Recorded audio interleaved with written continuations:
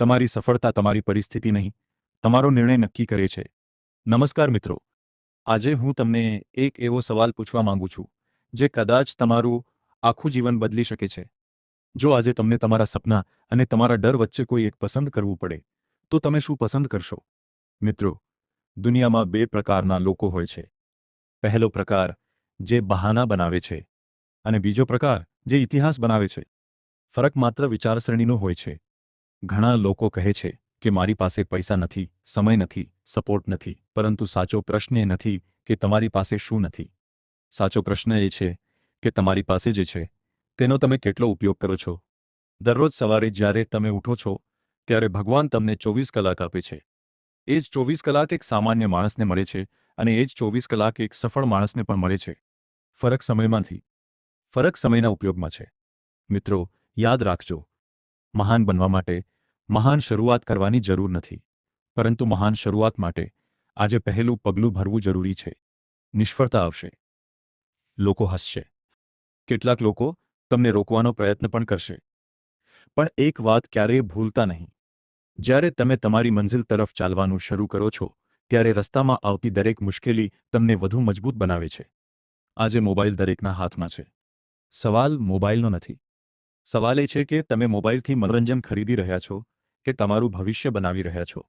દરરોજ 1 કલાક નવી સ્કિલ શીખો, 1 કલાક પુસ્તક વાંચો, 1 કલાક તમારા સપના માટે કામ કરો. 1 વર્ષ પછી તમે આજે જ્યાં છો ત્યાં નહીં હો. મિત્રો, જીવનમાં બે દુઃખ હોય છે. એક મહેનત કરવાનું અને બીજું પછી આખી જિંદગી પસ્તાવાનું. પસંદગી તમારી છે. આજથી એક નિર્ણય લો. બહાના નહીં બનાવવું, સમય બગાડવાનો નહીં. દરરોજ મારી જાતને ગઈકાલ કરતાં વધુ સારી બનાવીશ. અને જ્યાં સુધી સફળતા નહીં મળે ત્યાં સુધી અટકીશ નહીં. કારણ કે એક દિવસ એવો આવશે જ્યારે લોકો તમારી શરૂઆત નહીં પરંતુ તમારી સફળતાની. ઘણા લોકો કહે છે, મારી પાસે પૈસા નથી, ઓળખાણ નથી, સારા સાધનો નથી, એટલે હું સફળ થઈ શકતો નથી. પણ હું તમને પૂછું છું, શું સફળતા માત્ર પૈસાથી મળે છે? ના, સફળતા મળે છે સ્પષ્ટ લક્ષ્યથી, સતત મહેનતથી અને ક્યારેય હાર ન માનવાની હિંમતથી. જીવનમાં મુશ્કેલીઓ દરેકને આવે છે. કોઈ પણ સફળ વ્યક્તિ એવો નથી જેને ક્યારેય નિષ્ફળતા ન મળી હોય. ફરક માત્ર એટલો છે કે સામાન્ય માણસ મુશ્કેલી જોઈને અટકી જાય છે, જ્યારે સફળ માણસ મુશ્કેલીને પગથિયું બનાવી આગળ વધી જાય છે. મિત્રો, આજના સમયમાં મોબાઈલ આપણા હાથમાં છે. પ્રશ્ન એ નથી કે મોબાઈલ છે કે નહીં, પ્રશ્ન એ છે કે આપણે તેનો ઉપયોગ કેવી રીતે કરીએ છીએ. જો તમે દરરોજ કલાકો સુધી સોશિયલ મીડિયા પર સમય પસાર કરશો તો સમય તમને પાછળ મૂકી દેશે, પરંતુ જો એ જ સમય શીખવામાં, વાંચવામાં અને પોતાની જાતને સુધારવામાં વાપરશો તો એક દિવસ દુનિયા તમને ઓળખશે. તમારી સૌથી મોટી સ્પર્ધા બીજા લોકો સાથે નથી. તમારી સૌથી મોટી સ્પર્ધા ગઈકાલના તમારા પોતાના સ્વરૂપ સાથે છે. દરરોજ પોતાને પૂછો, શું હું ગઈકાલ કરતાં આજે વધુ સારો બન્યો છું? જો જવાબ હા હોય તો વિશ્વાસ રાખો કે તમે સફળતાની સાચી દિશામાં આગળ વધી રહ્યા છો.